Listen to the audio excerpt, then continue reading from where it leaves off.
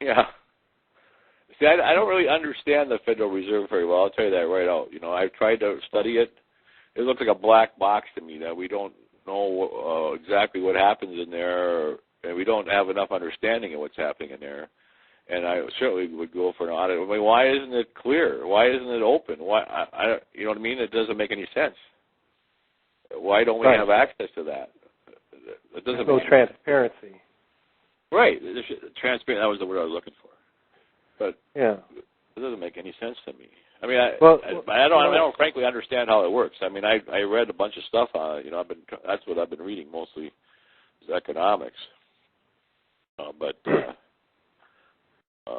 if the Fed is audited and deemed to be obsolete or to be dissolved, that's the word I'm trying to think of, then what would you think we should do as far as money goes?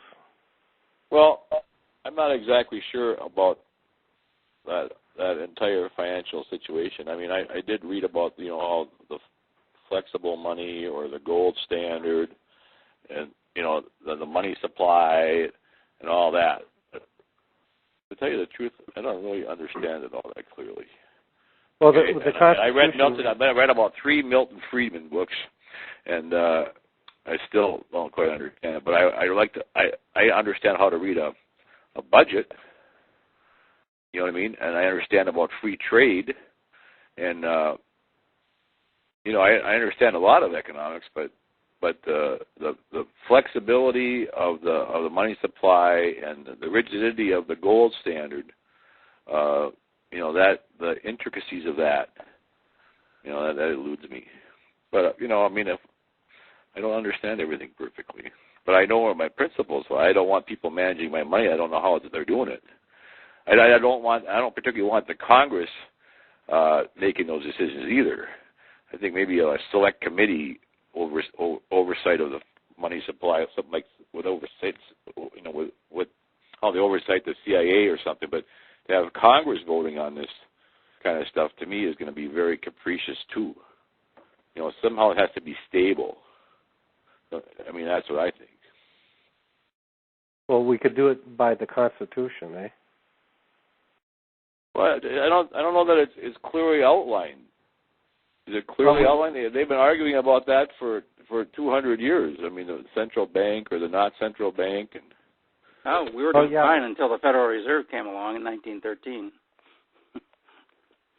Right. Before everything was based on we had gold the weight and silver of silver coin. and gold.